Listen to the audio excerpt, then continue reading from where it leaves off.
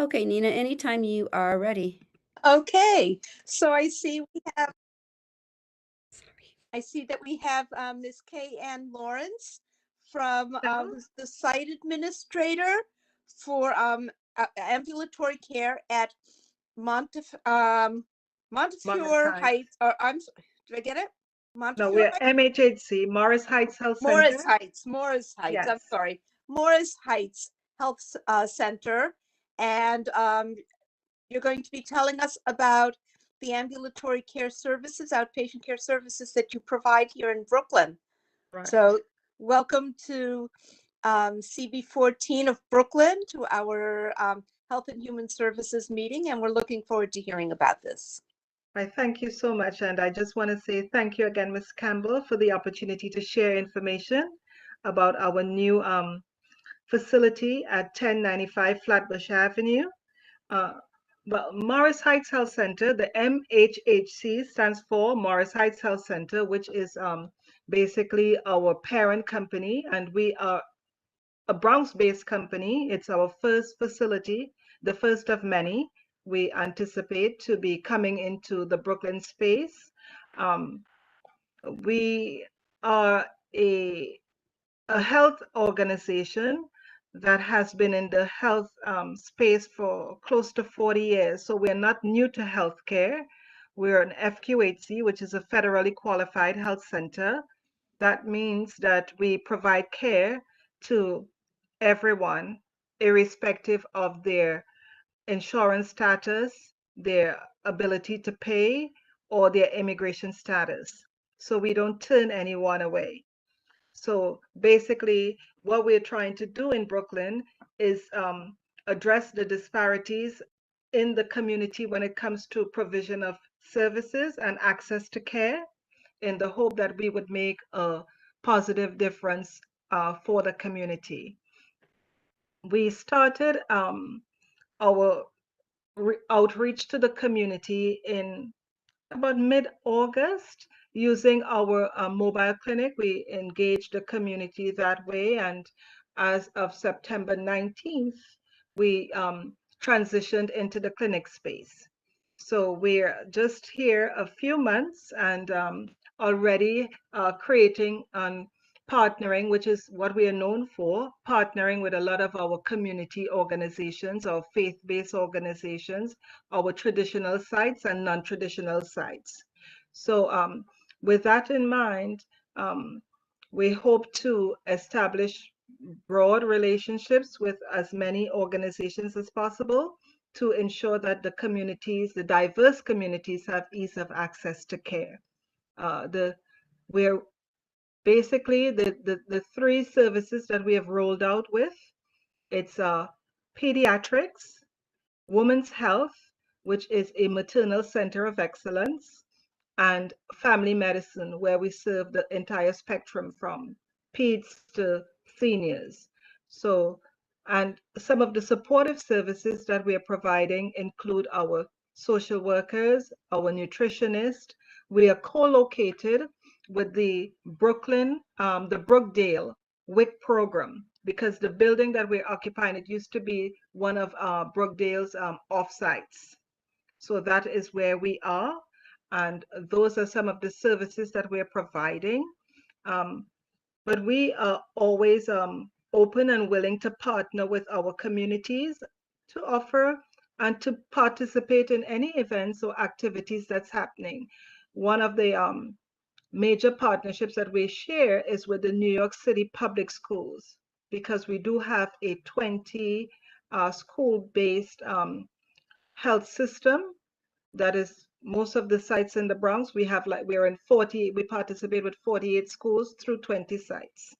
So we are not new to healthcare. We're just new to Brooklyn, but we are here and we are willing and ready to partner with any and all of our community-based organizations, from the smallest to the largest.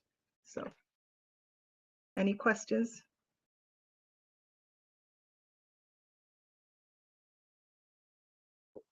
Hi, So Joanne Brown. oh, anybody have their hand up? I can't tell. I think it's Miss Brown. Joanne Brown and then Dwayne Joseph. Hi, thank you so much for the presentation. Just a quick question. Welcome to the area. I'm so happy to have you here. The last that we connected with Children's Rescue Fund, who had opened up a shelter for women at One Kenilworth Place, they were still trying to connect with primary care services. So I'm Right. not sure if you've been in contact with them, but that might be a good connection, especially if they're still looking for stable primary care services for their residents. We would Just be more than happy to do that. As a matter of fact, one of the facilities that we have recently, well, we started a partnership with them in December. It's the Brooklyn Community Services, that transitional houses for young adults who have aged out of the foster care system. So we have begun providing medical services to the residents of that facility. So Ms. Brown, if you can repeat the name of the program again? Hey, I'll go ahead and I'll send you contact information for the shelter, so right. we're not on the public forum for that. And then also, if you plan to attend, and I'll make sure you have another invitation in your inbox, if you plan to attend the nonprofit roundtable on the 9th, it Yes, might I be an do. opportunity to meet face to face with them. Certainly. thank you, Sean, and Yeah. thank you. And I see Mr. Dwayne Joseph Hi, has a good question. evening. Hello. For echoing our chair's welcome to the community. Thank you. You know, we're in desperate need of healthcare services, at least clinical services here in the district at all times. My two-part question, if I may. One, um, do you guys offer any sort of mental health services to the community? And the second is more about getting information out. Do you have flyers with the type of services that you offer that you can share with the board, Okay. so that we can share with our neighbors, you know, in the near future? Oh, certainly. And the answers to both of your questions is yes and yes. We do have a social worker that is assigned to our site as we roll out. The intention is to scale up, but we do have a member of our staff. We do have a social worker, and we've been seeing, as a matter of fact, she's been quite busy providing therapy and psychotherapy and services and stuff like that. But in addition to that, we do have a what we call a behavioral health, a counseling center. We call it a counseling center as part of our network. And we can also provide virtual, because the idea is not only to provide in-person services, but to also address the needs through the virtual mode of telehealth. So we do have the capacity and ability to see individuals. As a matter of fact, we have been seeing individuals, and we know that there is a need. So yes, we do. And in terms of the flyers, certainly I can make those available, because I think we do have some available in English, Spanish, and Creole. Or if there's any particular language that would serve your need, just let us know and we'll be able to do that and provide it to Sean, Ms. Campbell. Yep, Urdu. Urdu would be another language. Urdu, Um, okay. Yeah, you hit 3 out of the 4. Thank you so much. All righty. Then Florencia Chang Ajeda has her hand up, and Nina Sabgir has her name up, but as co-chair, she has prerogative to go first if she'd like. Okay, Russian is a big language in the area. So keep that in mind. So I had actually two questions. One is, are you partnering with any of the local schools, and at what grade level? So that's question number one. And the other is, you're doing prenatal care. Where are the Yes, women we are. going? Where are the women having their babies? Okay, so the answer to your questions. One, the first part of it is yes, we are partnering with our local schools. As a matter of fact, yesterday, the day before, I met with the principal and parent coordinator at PS 245 at East 17th and Flatbush and Beverly over there. We also have a relationship with the STAR, I think it's the Science and Technology early college program at Erasmus. So as a matter of fact, I was supposed to be a part of their PA meeting today, and that was canceled. So we have been outreaching to all of our schools in the community to let them know that we are here and we are willing to partner, looking at even some of the middle schools. I outreach to as far as Andres Huddy and the PS 119 over there on Avenue K. So we're reaching out. We do have a list of the schools within um, the Brooklyn area, and we have been outreaching to our schools to meet with the principals. So if there's any one on the call who has and it is not limited to our public schools. We're also reaching out to our charter schools because we do have relationships with our charter schools through our school-based network and our alternative programs like Co-op Check. We do have relationships with those educational facilities as well and centers. So if anyone has any connection to any of the schools and you can provide that information, most certainly we would welcome that as well.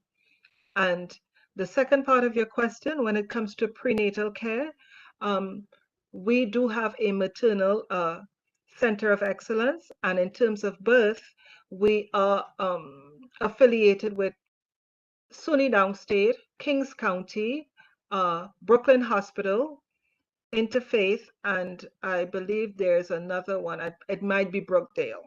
I think it is Brookdale. So we have, but again, our patients do have the prerogative to decide where they want to have their babies, and we acknowledge that.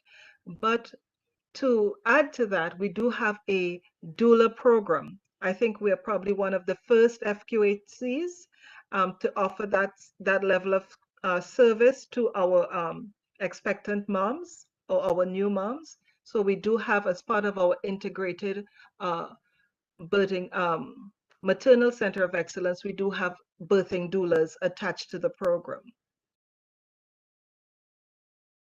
Thank you. Florencia? Good night, everyone. Thank you. Mine is not so much of a question. I just wanted to say that part of the council that I'm part of, we had the privilege of being at the center. We had a walk through. I've referred someone there, and the reports came back very well. And plus, it's a very clean. They said. It's what I observed. I'm just saying ditto to what they said, that the service was very good, and the overall they were pleased with everything, with the staff and the place, and so we welcome that here, to have that professional atmosphere, but yet being kind, and to those who will be a part of. So I just wanted to say that. Thank you. Thank you for that feedback, Miss Chang, Miss Florencia. Thank you. Just to add to what you've just said, Morris Heights, part of what we do is to ensure that the facilities and the infrastructure that we put in place to service our community, it's top notch, right? I think part of what is happening with us is that folks are thinking that we're a private facility simply because of the aesthetics in terms of when they pass by what they see. So it's getting the word out that we are not. We are a community organization, and we are here. That's our community's funds. It's for the community. It's their money that is invested in there, and the idea is to ensure that they have somewhere that they can go, that they would have positive experiences. And that is what we always aim to do wherever we're located. In whichever community we're located, that is what we do, starting from the infrastructure to the staff that's hired in, to ensure that we are able to provide culturally competent care and services. And that's just how we are in terms of our mission and the vision that we have in terms of participating in the lives of the communities. Any other questions? I am not seeing any additional raised hands, so thank you for joining us and for the presentation and for planning to join us on the 9th. Look forward to seeing you there and making Yes. some, what I'm sure will be very fruitful introductions. Yes. Yes. So thank you so much again. I just want to say thank you to everyone again. And I can stay for the meeting, but I also have some other things that I need to do. But if it is you need me to be a part of the conversation, certainly, or I can certainly. Kate, it's your prerogative. You know that you've seen the agenda. If you want to stick around, you may, but but you're also nobody's held against their will. All right. So I think I'll hang around a little bit, and then I can get a little feel for as what the services and what you do on the board level.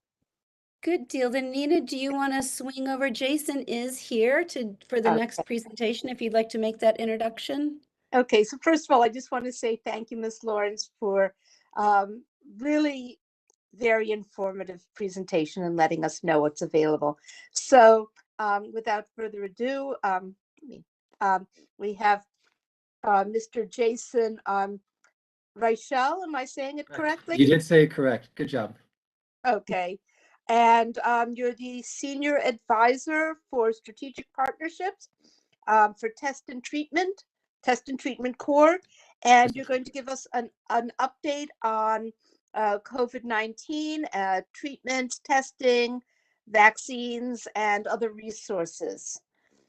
Is that Thank you. correct? So, Got it? yes, that is correct. Okay. Thank you so much, Nina. Yes, I am with Test and Treat. You may have heard, everyone remembers we used to have contact tracing during the pandemic, and it was Test and Trace, but we've rebranded ourselves now, and my presentation will kind of explain why. So I'm going to share my screen. Can everyone see my screen? Mm-hmm. Yes? It's loading. Okay. Just let me know when it's ready. You're all set. Okay. So this first slide here shows basically COVID rates in the city from the very beginning, all the way back to March 2020. And as we all remember, last year about this time, there was a huge spike, which is that gigantic spike right there in January 2022. And then, you know, it went down with vaccinations and, you know, masks. So we're doing good right now. There was a rise in rates, if you look here at the end, starting in October, right around Halloween through Thanksgiving, Christmas and New Year's. We did see somewhat an increase. I'll go to the next slide. Here's a little bit closer. You can see right around October we went up. We are kind of on the way back down, which is great news. Even though, let's see what it looks like in a week from now, because we'll start, these are like self-reported numbers. So these numbers are people that test positive. So how many people have had COVID and don't go to you know, a city location where we get the numbers. So maybe in a week, we might see a little bit more of an increase due to New Year's gatherings. But right now it looks like we are back on the downturn.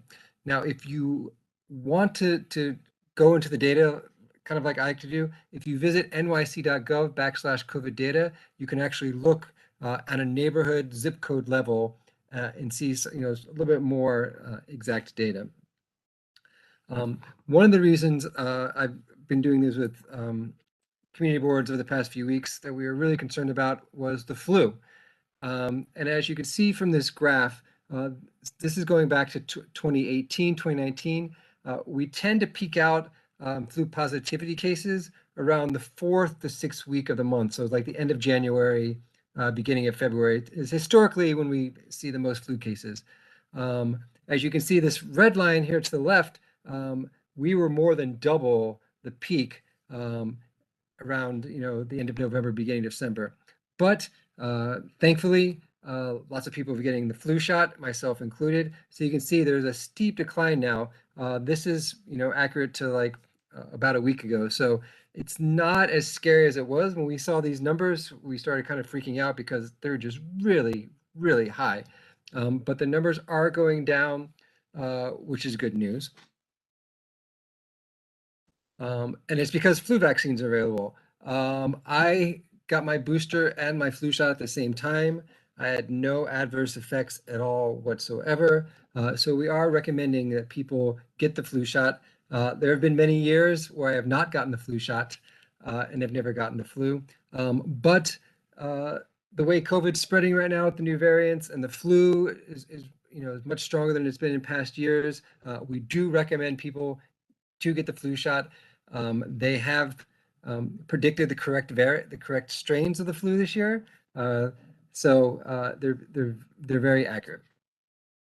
Now, sorry, my screen's frozen.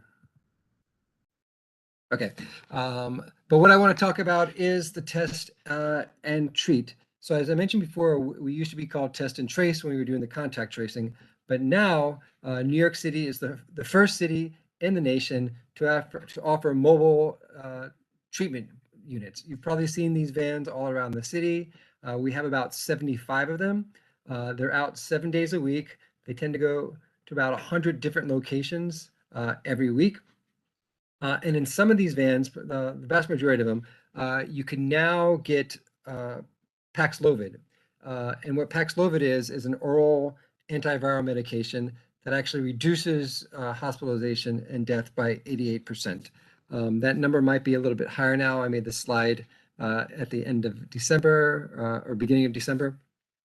As we remember before, when you got COVID, you had to quarantine for 10 days, right? Now, if you take Paxlovid, it cuts that quarantine point in half. So it's a 5-day regimen. And at the end of 5 days, you're good to go. If you go here to the vans, and this is what they look like. As I mentioned, they operate 7 days a week. Most of them are from 8 to 6. If you go to the van, you have the choice. If you have symptoms, you can either get a PCR test or a rapid antigen test there. Or if you took a test at home, you could bring in that test, and that counts as a positive test, which is new. It used to be that you had to do the test at the van, but now if you take one at home, you can bring the test in. You can take a picture on your phone and just show a picture of your phone that you have a positive test, and that will count as a positive test. There are health professionals there who will go over your options, and if you are eligible, you can walk away from the van with Paxlovid. You don't have to go to a pharmacy. You can have the Paxlovid in your hand right there. They're also doing flu tests. So if you test positive for the flu, you can get a prescription for Tamiflu. Now, they don't have Tamiflu at the vans, but you can get a prescription for it to go to a pharmacy. Our staff is like basically bilingual, sometimes trilingual, but if a patient comes that speaks a language that the attendants don't speak, they are trained in language lines, which means no matter what language you speak, they'll get on the phone and they will have the conversation with you in your language. No insurance is required, no ID is required, which means immigration status. You don't have to worry about immigration status. They're not asking those questions at all. If you don't have insurance, they're not asking those questions at all. Now, if you do have insurance, it's possible that your insurance company can be billed for it, but there will be zero out of pocket. You will not pay anything by going to these vans at all whatsoever. If you want to know where these vans are, you can go to the COVID-19 test site finder, and I'll send you this presentation that has the links on it, so you can share it with you. Okay. And also, as I mentioned, these vans are going to 100 different locations every week, and it changes every week. A lot of them are the same, but if you want to find out where we are, this right here, the download our weekly flyers. We have them for all 5 boroughs. Brooklyn, I believe, has 30-something tests every week, different locations every week. So that's about a third of the cities are in Brooklyn. Now, if you want to request a van to come to your neighborhood or an event, if you feel like your neighborhood really needs one, you can fill out this request form here, and a member of the mobile van unit will reach out to you. The second thing I want to talk about is we at Test and Treat are looking for community partners to partner with us to give out free PPE and rapid test kits to the community. There are major caveat is they have to be given out free. There can be no cost at all whatsoever. This is open to faith-based 501c3 organizations. Basically, any community-based organization is eligible for this program. If you or your partners or somebody who's maybe interested in this, please have them fill out these interest forms, and a member of our team will reach out because we want to make sure we have the test, we have the PPE, we want to make sure that it's getting out to the community. So if you fill out these forms, we will reach out, and if you are eligible, we'll sign you up for the program and we'll get these out to you. We try not to make it too paperwork heavy. As I mentioned, the major caveat is they have to be free. You can't accept these and then turn around and try to sell them to the community. Now, if you want a member of my team to come and give an informational presentation to any organization, we're happy to do that as well. It might be this presentation, it might be a little bit longer. We can tailor it to really the audience that you need us to speak to. I did that really quick. I could do it. I could spend an hour talking about this because I want to respect everyone's time. So I will send over this presentation to you. And then if you have any questions, I'm not a doctor, but I may know the answer. And if I don't know the answer, I will find out the answer for you. Does anybody have any questions? Thank you for that. Go ahead and raise hands. And I also want to note that Co-Chair Joel Siegel is on the line now too. So we've got the full complement of co-chairs for the Human Service Committee. Are there any hands up? Dwayne Joseph. Dwayne. Hey, Dwayne. How you doing? Thank you very much for the presentation. As a former test and trace person that actually was one of your partners, I'm curious to know like where the vans are in Central Brooklyn now, and are they regularly in or around CB14? In the presentation, there is a link where you can see you can download the flyers. We update them on a weekly basis of where the vans are all located. I can probably tell you. Give me 1 second. Because I have. Sorry, I was trying to look it up too, and I haven't gotten to the. Oh, here, City Run. 1 second. I have the.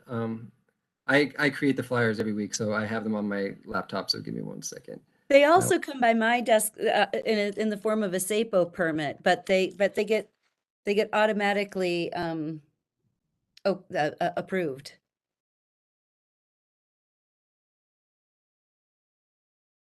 The document's opening right now. So, which neighborhoods are in CB14? Flatbush, Midwood. We have 2 in Flatbush, 1 in Flatbush and Church, 1 in Flatbush and Nostrand.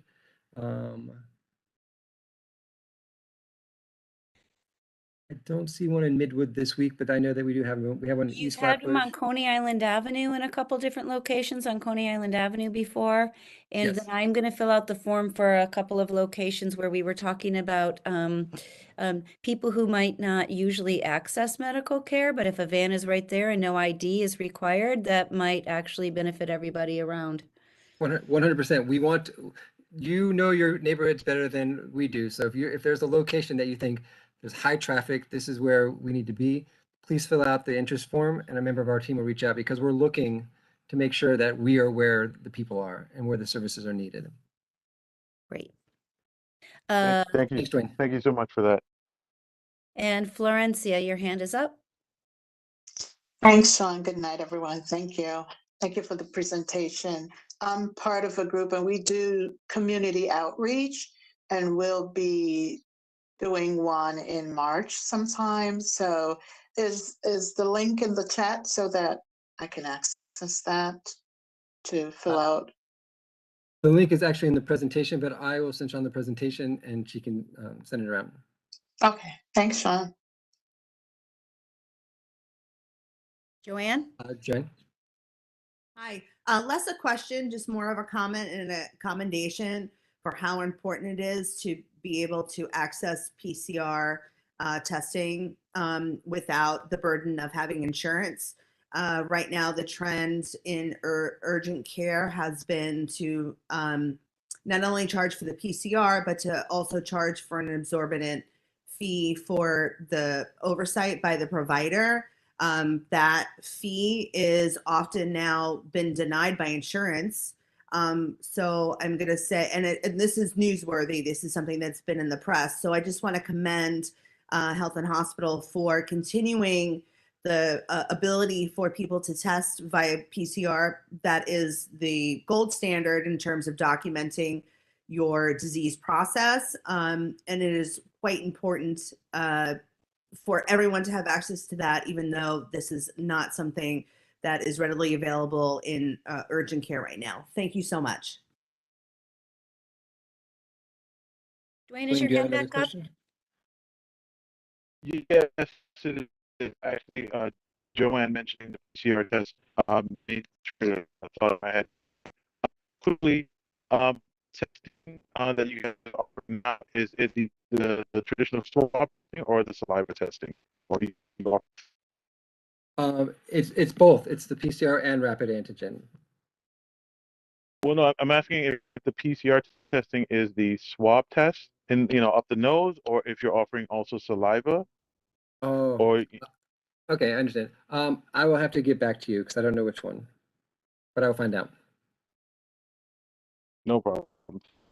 Thank you.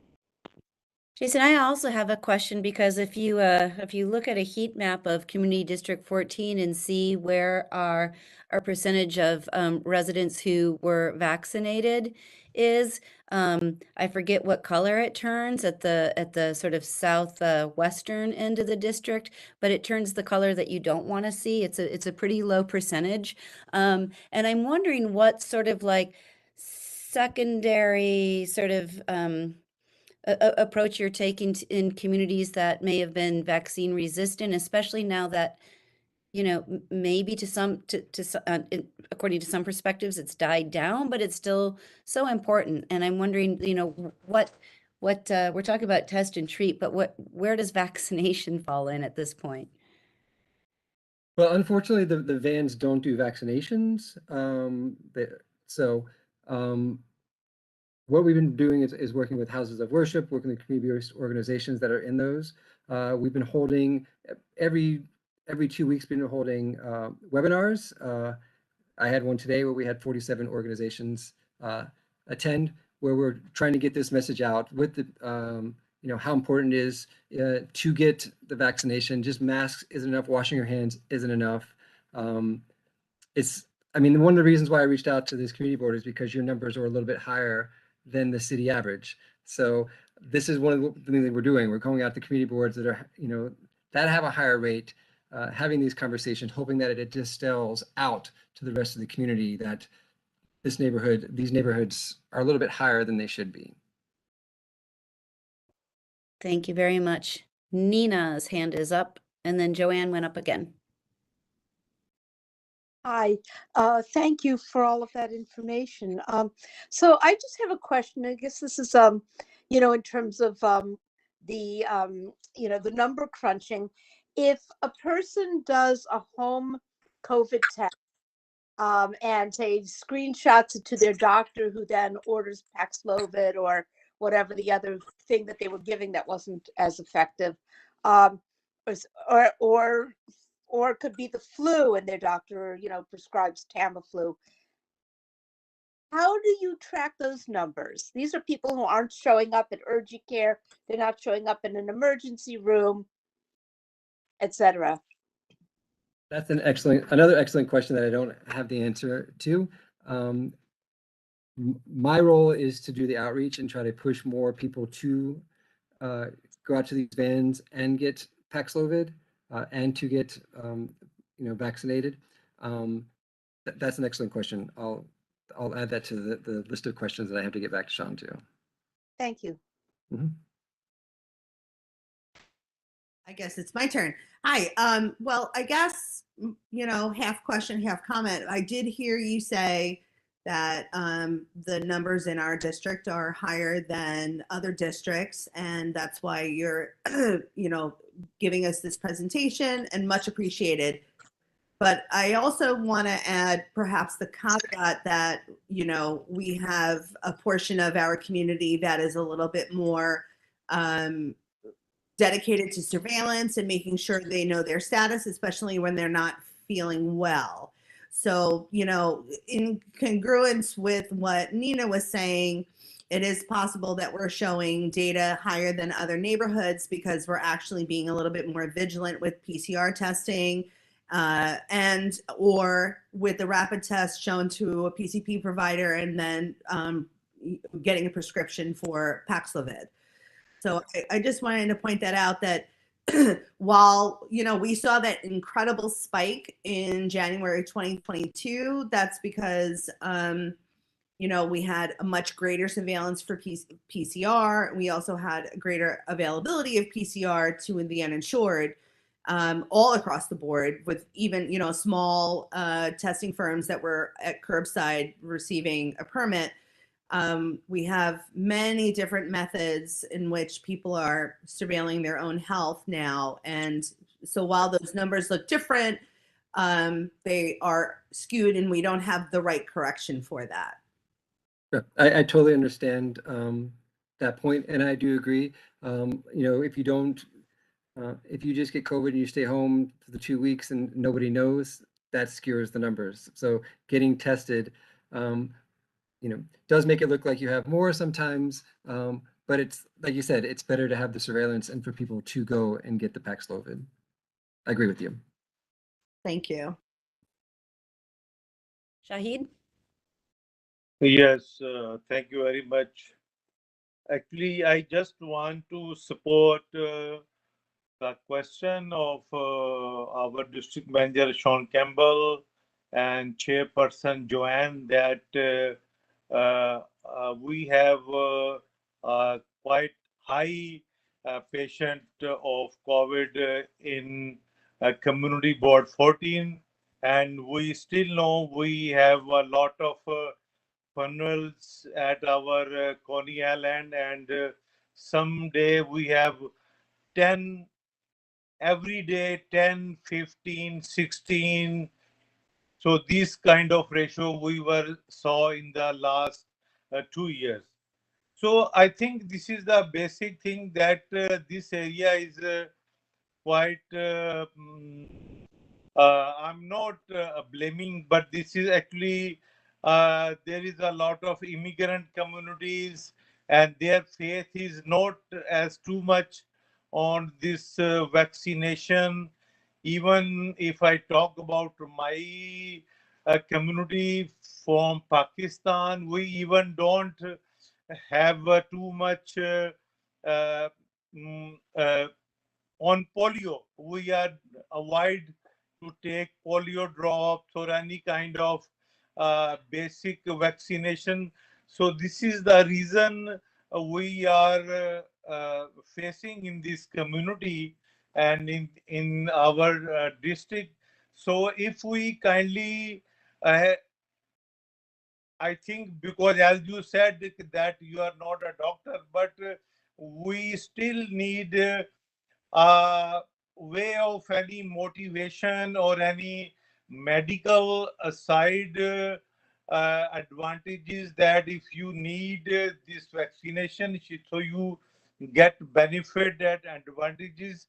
So this is the basic reason that I just want to highlight in our district. And also undocumented people and this kind of problems that we are facing. So that's why we are have a high uh, rate of COVID-19. Yeah, Jason, I could also share with you, you've been invited to the nonprofit roundtable, but I can also share with you some community-based organizations that are, at the hyper-local levels that might also be trusted messengers. If you're going into houses of worship in some communities, you're speaking mostly to men there. And and I have no data to back this up, but they might not be bringing the message home as much as like mothers might. So Please send it, please. yeah, Yep. we'll circle back on that. And I think that is the last hand that was up on this subject. Well, Nina, thank you. Joel, do you have anything you want to wrap up with? I'm first of all, I apologize for being late for this, but personally, I'm very impressed at the service. Very impressed at particularly when I heard, when I got COVID, I had to beg, borrow, and steal to try to get the Paxlovid, and I never got it because I went over the 5 days, and I'm just very impressed at the service that's being provided, frankly. A little appalled that there are people out there trying to charge money for it, but anyway, that's what I'm hearing. Joel, I think we can say about you what one would say about vaccinations, which is better late than never. Yeah, there you go. Thank you. Well, thank you for having me. I will send a copy of the presentation as soon as I log off. And Sean, please send me a list of community organizations, and we'll reach out to them. Sounds great. Thank you. All right. Thank you. So much. Bye-bye.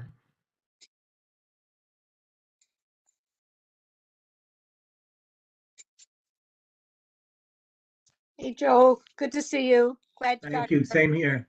Same here. Thank you, Kay. So you want to talk a little nonprofit roundtable to prepare ourselves for February 9th, which feels so close. Yeah, sounds like it's gonna be great. Yeah, we have I just lost my notes, but we have about 15 organizations that have already RSVP'd. That is nowhere near that doesn't include our tried and true. I mean, that's without COJO, I know will be there. COPO, I know will be there. FDC, I know will be there. I know FTC, I know will be there. So I'm thinking that without any follow-up, we probably can count on 20 organizations being there. And then I am planning on following up with some of the sort of the newer groups that haven't been engaged with us as long in order to try to add to that number. So I think we can count on 25, maybe even 30 organizations this year. I am trying to make sure that they run the gamut of some of the affinity groups that we've talked about, so that we have youth organizations and human service organizations that maybe could even break out into health or food security or programs for aging New Yorkers and that sort of thing. And then really in an effort to address Dwayne and Barden's request for more focus on arts and cultural organizations. I've tried to put forth a little bit of a push there so we make sure that we have an affinity group there as well. I think most of you know, but I'll just repeat it so that we're all on the same page with sort of run of show. 10 o'clock is when the event begins. There will be welcomes and the introductions of a keynote speaker. So I'm putting that aside. We'll talk about that in a second. Introductions of a keynote. I've asked the people who've been invited to keynote, I thought it would be sort of like a committee presentation, really just a 20-minute presentation with like 10, 15 minutes for Q&A, because I thought that there was some general consensus around making sure that these organizations have time to talk to each other. So after the keynote, then the actual roundtable introduction of all of the community-based organizations, who they are, who they serve, what their mission is, and then a breakout into the small groups where there will be some guided questions. And I think we're gonna and this is all up for discussion, which is why we're talking about it here, but the guided questions on, like, we've done this before and it's tended to be pretty fruitful.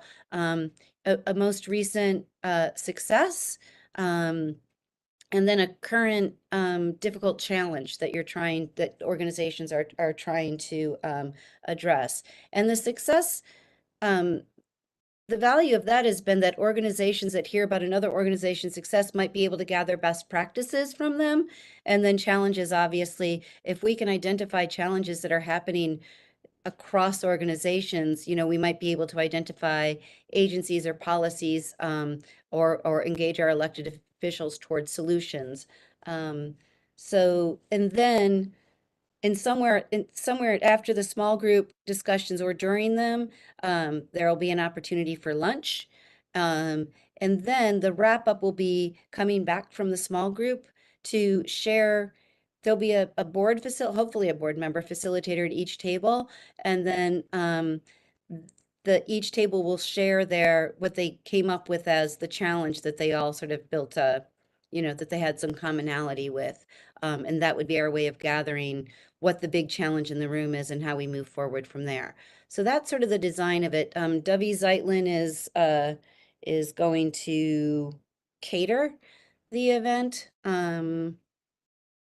And what am I missing? And what I'm missing is we haven't identified who the keynote speaker is going to be.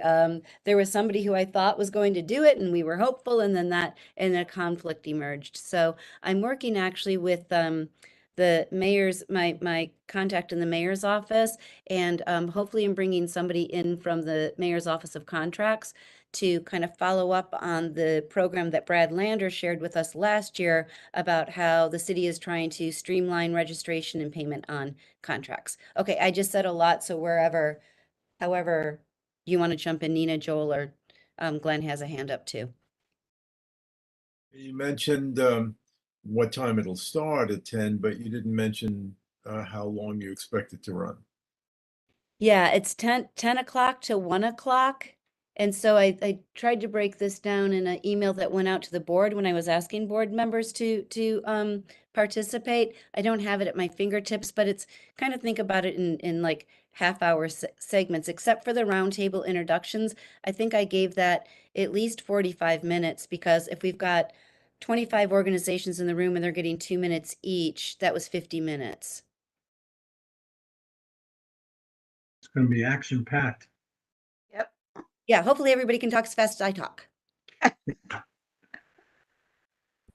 Did you happen to reach out? Do you remember that woman that gave us a presentation within the past couple of years from that Arts Council?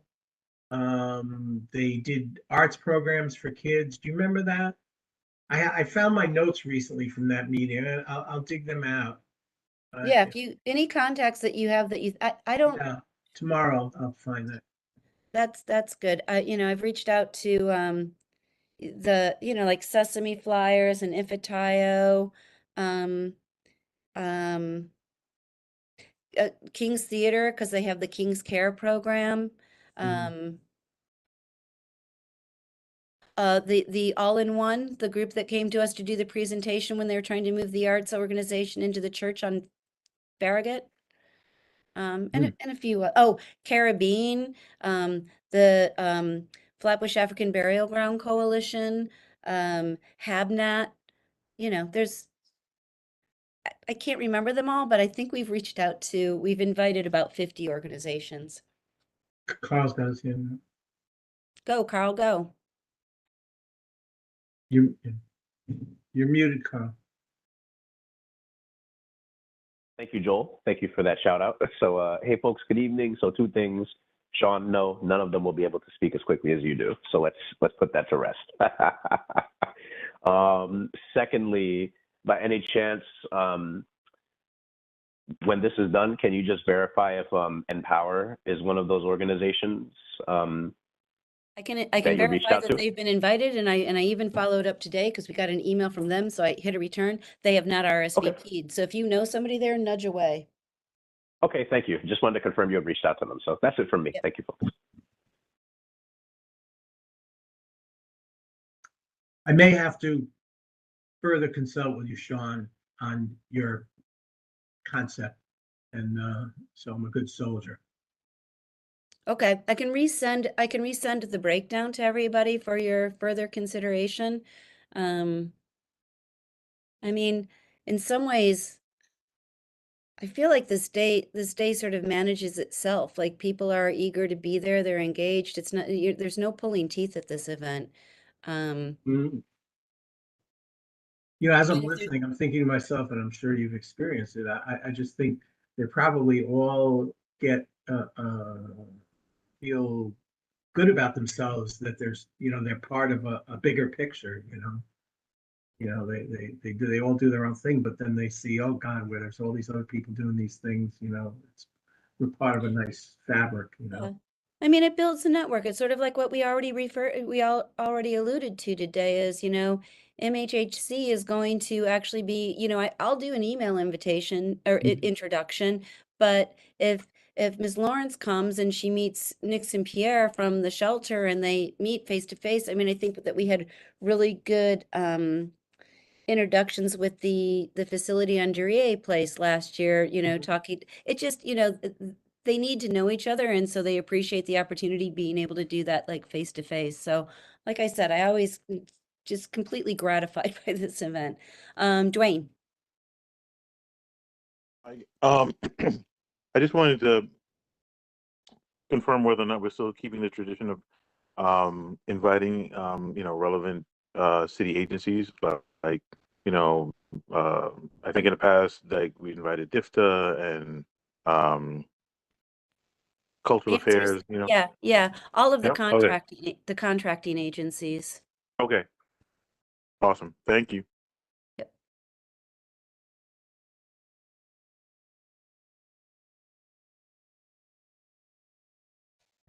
Very, very interesting day. Anybody else, or just carry on? Go ahead, Glenn. Yeah, I just want to say it sounds like a very interesting and dynamic agenda, and thank you. Yeah, thank you. Looking forward to it. Yeah. We're gonna have enough room for Me all too. those people. Yeah, I mean, I'll go over and sit. I'll go.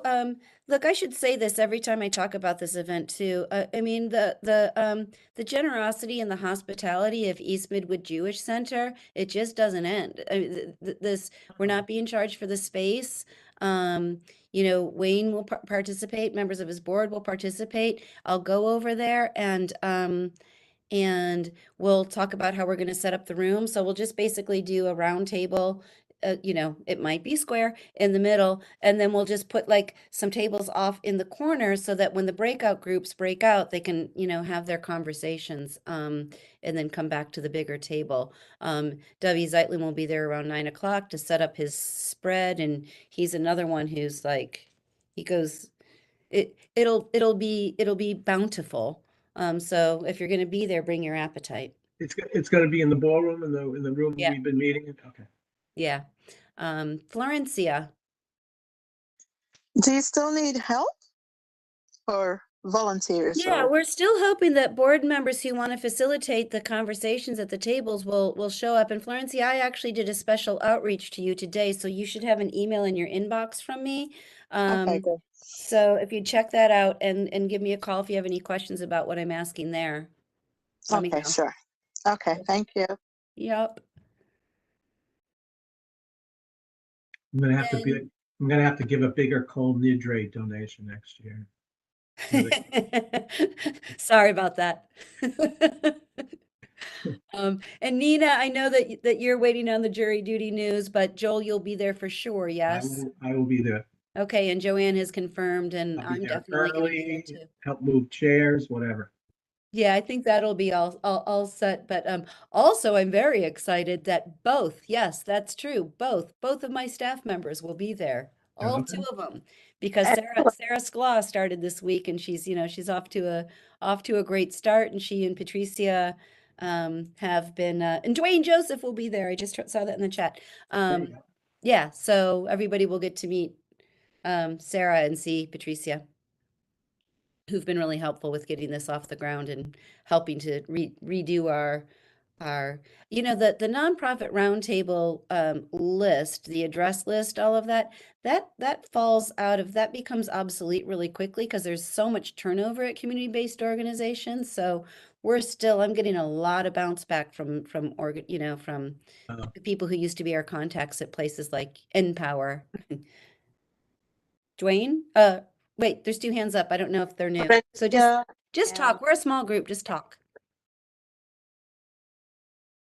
Just a quick question. Are we having a cap on the number of organizations, just given the time, limited time that we're going to have, or is there a possibility to invite others? And caveat to that, are you going to share the list of who you've reached out to so far? I think I can do that, but I have to be honest. We used an old list, and a lot of that bounced back, and then I have just been sort of like picking off old emails that recent, like just searching .orgs and thinking about, as people pop into my head. So we've kind of been flying by the seat of our pants in terms of getting the invitations out. But we're working as we send them an invitation and they respond, we're working on redeveloping the list. So I'll try to get that out in plenty of time. So sorry, that was a long way of saying, yes, I'll try. And as far as there being a cap, I don't think there's going to be any reason to have a cap. If it goes long, it goes long, or if we limit time, we limit time. But I don't think we're going to approach this sort of danger zone like, oh my gosh, now there's 90 organizations. What do we do? And as far as having to hustle to fill blank spots, no, I think that we're going to have a comfortable number without breaking a sweat. And if we want to break a slight sweat, we'll bring it up a little bit, but not into a, like, we can't fit into the room zone. Is 1 o'clock a hard cap, like we gotta be out of Nope. there or something? No, Okay. other than people will get antsy and want to go. Mhm. But no, we're not getting kicked out.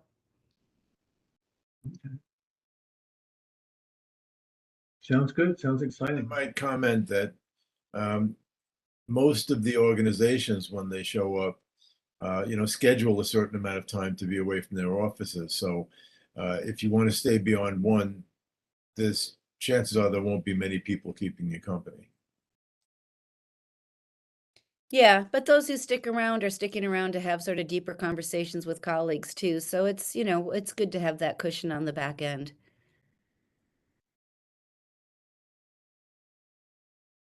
So I think we're all set, all systems go. And then if there are organizations that you want to make sure are on the list, Dwayne, I almost reached out to you for some contacts at the Parkside Plaza, but I found them, so they've been invited too.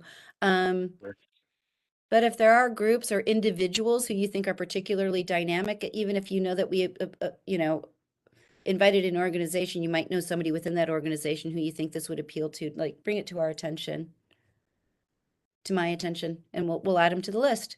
We can add up, Certainly we will can do add that. up to the day of, pretty much. No, definitely, certainly we'll do that. Cool. Sounds good. All right, co-chairs, thanks for the time to hash this out, and any ideas that spring up in the, after this conversation, shoot me an email, but I will turn it back to the two of you. Thanks for letting me chat. Nina, thanks for covering for me. Oh, no problem. Glad So, you made it. thank you. So are we ready to adjourn? Yep. think Sean so. says yes. Sean's the boss. All right. Okay. Shahid, make a motion to adjourn. So Motion. moved. So, all right, Glenn did it. We're gonna make a motion.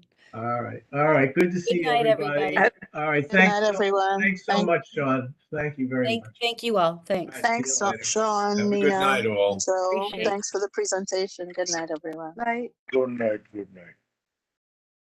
Nice, Shahid. Night.